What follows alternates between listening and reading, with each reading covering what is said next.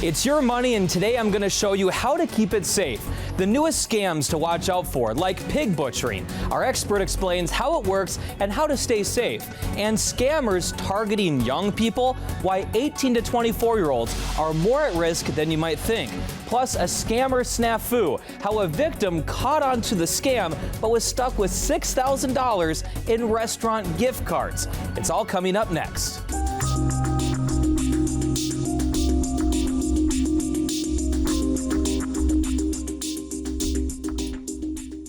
Welcome to Your Money. I'm Gordon Severson, and today I'm talking about how to protect your money. Scams and hacks happen every day, from Fortune 500 companies to seniors who are tricked into handing over their life savings. But contrary to popular belief, it's not just seniors who fall victim to scams. It happens to people of all ages. Steve Steger explains how even tech-savvy 20-year-olds are being tricked into giving up their hard-earned money. They're not the generation you'd expect to be a big target for scammers, but it turns out they are losing the most. We actually found that ages 18 to 24, young adults in that age range, are reporting a higher dollar loss and more susceptibility to scams. Megan Compton is with the Better Business Bureau. The BBB's Institute for Marketplace Trust recently reported that people in that age range saw a median dollar loss of $200 a scam. More than all other generations, surpassing seniors who lost a median $160 a scam. Why? Compton says a lot of it has to do with this generation never knowing a world without the internet, where scams thrive these days. A lot of these are based online, and I think a lot of us, but especially younger generations, are doing everything online these days. People 18 to 24 are also more comfortable handing over big sums of cash through online wallets like Venmo and PayPal. It's a lot easier for scammers or for companies that may not necessarily be legitimate to make an online reputation that looks as legitimate as possible. You know, they can use fake pictures, they can use fake reviews, they can create an entire website or an entire online presence. The biggest hits to young scam victims, employment scams, which are even more sophisticated and tricky in this new age of more remote work. Somebody will be made to believe that they have been hired by a company, so then they may give personal information, social security numbers, bank account information, things like that, because they believe that it's their new employer. Speaking of young adults, many of them are paying off their student loans right now. And surprise, surprise, the scammers are waiting to trick you there as well. Laura Painter explains how it works and how to keep your money safe.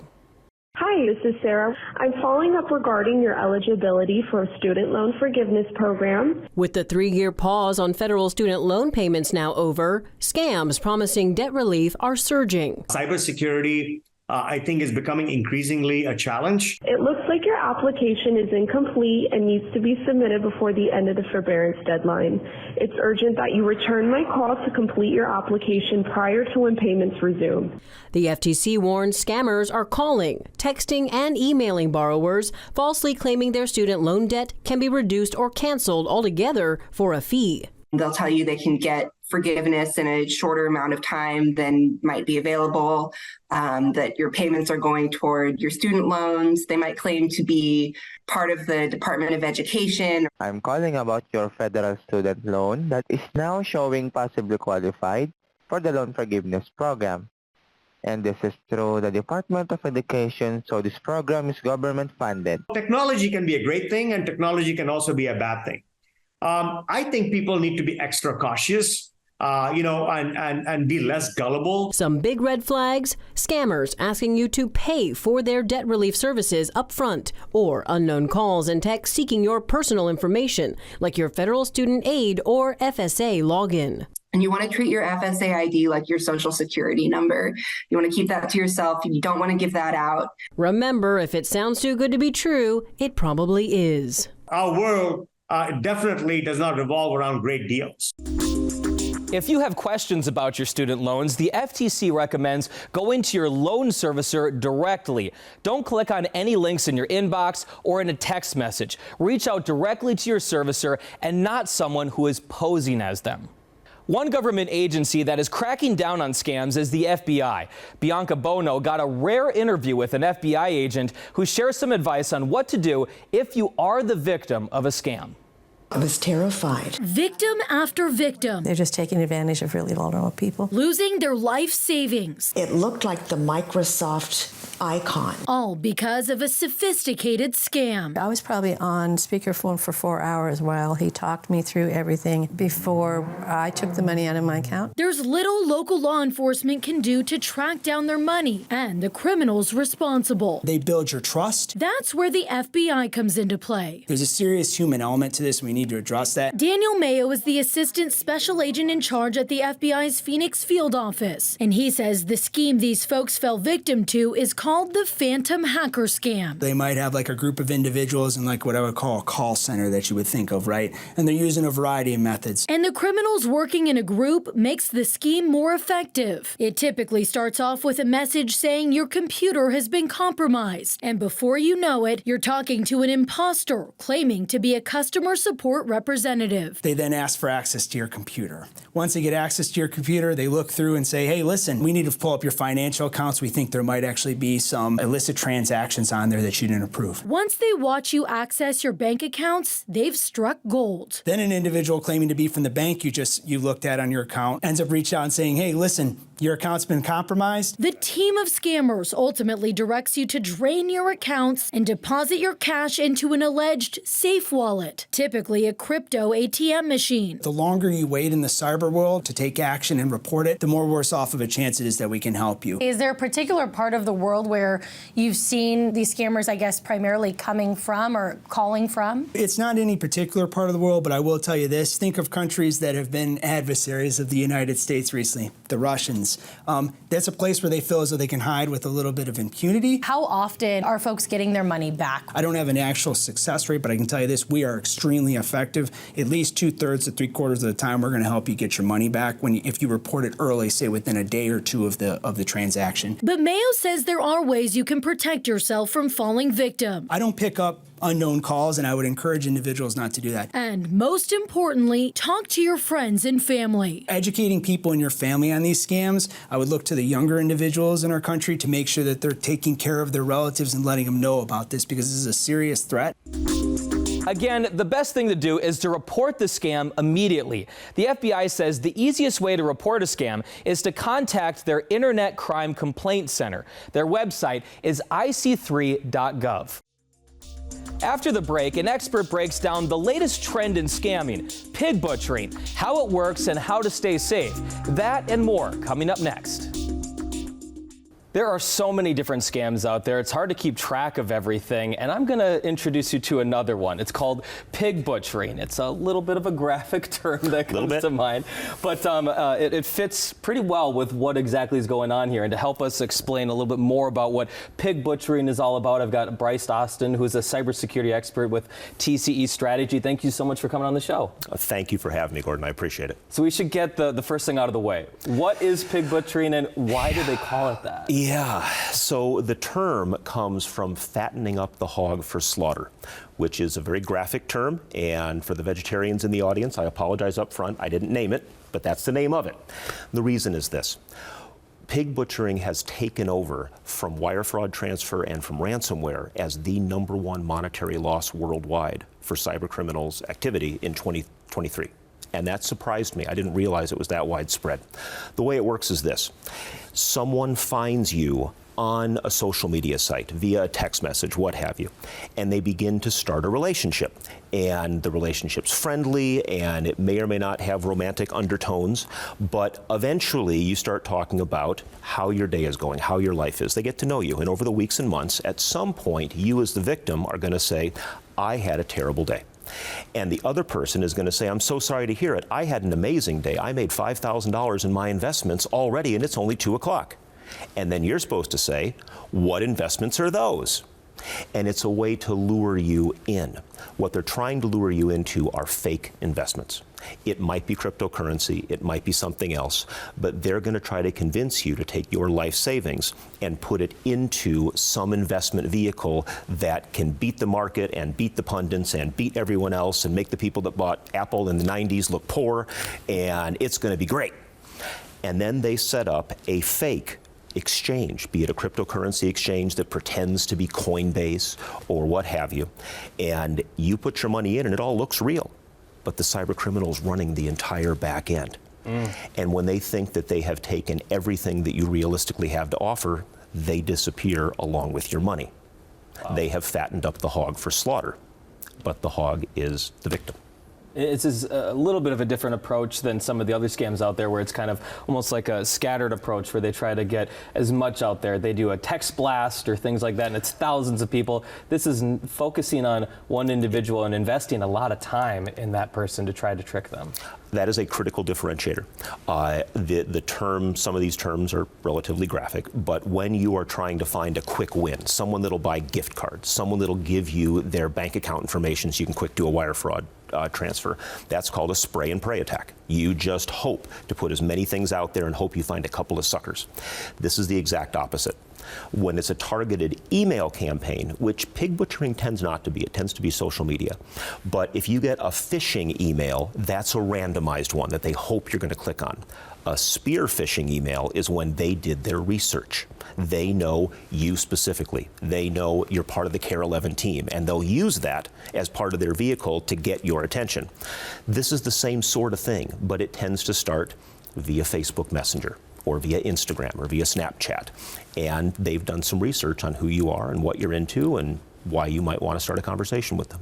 And I know with more of the scattered approach, it can start out as something as simple as, around the holidays, here's, you didn't pay enough for your shipping bill from US, Yes. UPS, and they just assume that everyone's shipping packages, someone will fall for it, that's all they need to do. If they put it out for 10,000 people, if they get 5, it's a win. It's a win. Them. But for this, it's a very different approach. It's a little more scary because they're putting in a lot of effort into you personally. That's exactly right. They look for targets where they think they have a good chance of landing a big fish. What does that sort of target look like? It is typically someone that is older, because older people tend to have more finances available. It tends to be someone that is on social media but not terribly active on it, because that indicates you might have, I'm taking some leaps here, but you might have lost a loved one. You might have recently been divorced or widowed, and trying to find someone that you can develop an emotional connection with, that's one of the strongest indicators that they look for. They look for someone who might be lonely and who has means. And that's their key demographic. So it does not matter gender, race, what have you. What does matter is, do they think you have enough money to make it worth their while? And is there any reasonable chance that you're going to fall for this? And I'm sure there are a lot of people out there. I mean, we all go through bouts of loneliness. I'm sure, especially like you're saying, some of those individuals, people who are, maybe in their 70s, 80s, 90s, living alone. Maybe they, lost a partner. They have someone reach out to them that starts talking to them and shares an interest. That can be a powerful thing. And I can see their guards being down because they want to find a new friend or a new partner, and they, it's too good to be true kind of a thing. A little bit. People want to feel better. And regrettably, cyber criminals use that need to feel better, to feel less lonely, to feel a sense of connection. They use it against us. And in the pig butchering scams, they use it to try to take everything we have. There was recently a group of folks, they happen to be out of China, but this is not specific to China. This is a global issue. They were taken down by the government because they made a critical mistake that most cyber criminals don't make. They were based in China and they went after Chinese citizens. Well, see, then the government cares. And most of these cyber criminals are smart enough to pick a country where there is no MLAT, or Mutual Legal Assistance Treaty, between the United States and that country, so our police are not going to help their police. And even better, they try to pick a country that we have an adversarial relationship with, because from a cultural standpoint, their authorities are very likely to look the other way. They may even be patting them on the back. But they're going after individuals like you and me. And that takes us to a personal level that I haven't seen in my cybersecurity career until the last few years. What are some things that people should, be looking out for? Number of things. If someone reaches out to you without good reason that you haven't met before, be extremely, extremely wary. I will say 90, maybe even 98% of the time, this person is not looking out for your best interest. They are looking out for themselves. Now, it might be innocuous. They could be trying to sell you magazine subscriptions. It could be they're trying to get you to watch their television show. But a lot of the time, they are trying to dupe you. So having an air in your mind of how is this person possibly out to get me, that's not a very Minnesota mentality. You know, Minnesota nice is a real thing, and I'm proud to have been a member of the Minnesota community here for 25 years. We have to take that attitude, and when it comes to our keyboard and what we see online, throw it away, toss it in the trash, be cynical. That's the first step. After that, anyone asking you about your investments that you have not met on a first name basis, had dinner with, categorically run. Turn the other way. Drop them, block them on social media. Let that go. They're not looking out for your best interest. In general, anyone asking about your financial status, period, even if you do know them, you should have a grain of salt with that. Yeah. I think the problem is that when you meet someone face to face like this, you can understand a lot about a person's motivation, their demeanor, their personality, because so much of our communication is nonverbal. Mm-hmm. Well, when you don't have anything but a keyboard in front of you and somewhere deep down in your heart you want to assume positive intent, that's how they suck you in. Mm-hmm. So anytime someone's bringing up finances, even if it's indirectly, especially if they make it seem like your idea, turn and run. Finally, if you think someone has an investment that does look good and look interesting, you need to find a fiduciary that you can meet on a first name basis and talk through this idea before you do it. It may cost you a couple $100 to have that conversation. It may cost a couple thousand. If you're talking about investing your life savings into something like this, it could be the best money you ever spent. You need someone who is on your side to look after your money. And anyone online that you haven't met is not that person. Yeah. I think another thing with this type of scam too is that, people would, assume that no one would spend that much time on me to trick me, and thinking that that people are not that evil, that they would not develop a good relationship with me and make me feel something for them only to trick me. I think that's maybe why this is so successful, because people just don't assume other human beings are going to do something that sinister. That wrong. Yeah, that's a good point. Our moral compass is often honed by the culture that we live in, by our society. There are pockets of the world where finding a way to dupe people in certain countries, in the first world in general, someone that you're never going to meet, is not frowned upon the way it is in our culture. If you have a mentality, well, I grew up in a country that is inherently poor, and I wasn't given the opportunities that someone in a first world country was. But now I may have the opportunity to take something from those who may have worked their whole life to get it, but they had a lot of luck that I'm never going to have. So maybe I'm just taking what's mine. Mm-hmm. And it's not an attitude I agree with, of course, but it's an attitude that we should keep in the back of our mind. There are a lot of people who are more than happy to leave other people's lives in tatters if it's for their own best interest. And when it comes to our money, we should make that assumption first, and then think maybe this person's actually looking out for my best interest. But if you found them online, almost never, Gordon.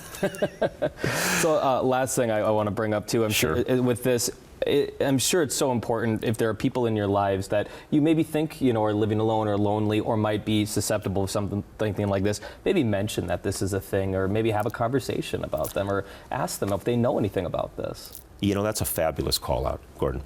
I give these sorts of presentations to a number of my company's clients, and I have had a couple of responses, typically from someone in their 30s or 40s, who hears the seminar and then goes to their parents and mentions this.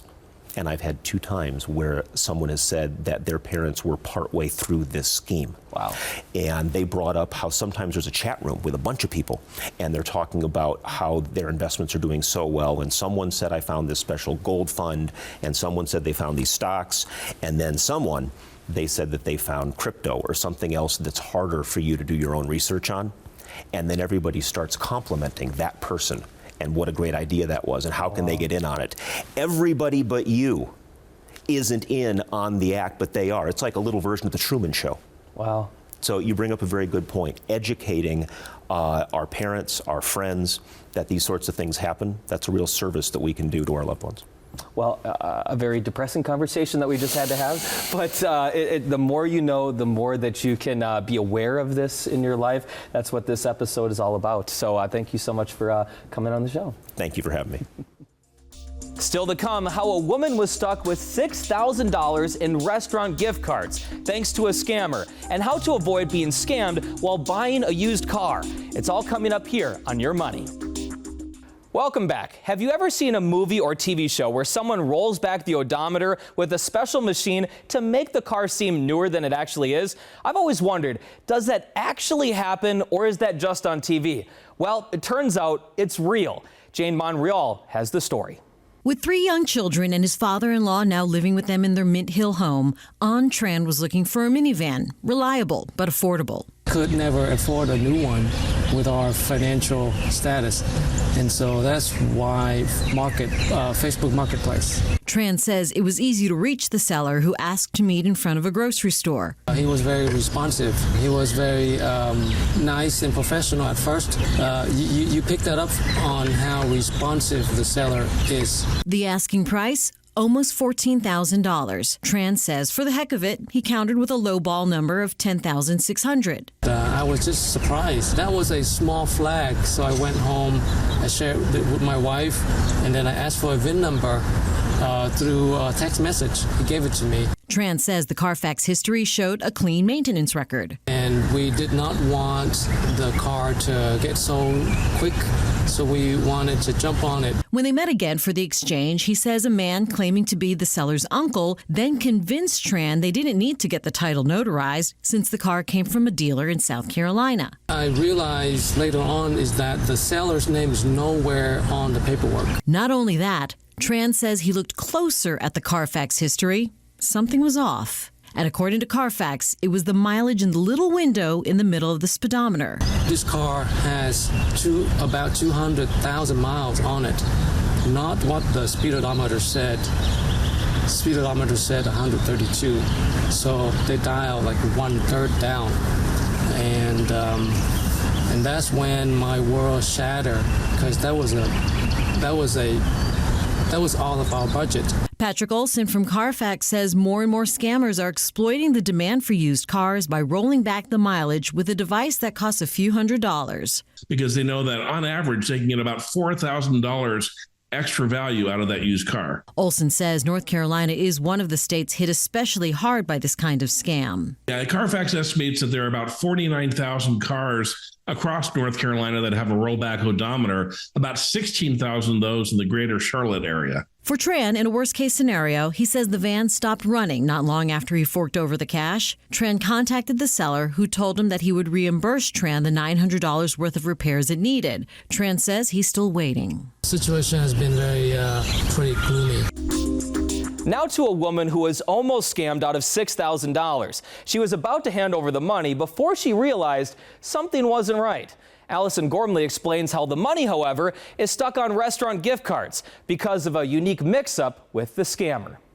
1, 2, 3, 4, 5. Nancy's life savings is stuck on Applebee's gift cards. 10, 11, 12. That's how many $500 gift cards she bought. Scary. During an attempted scam. Frustrating.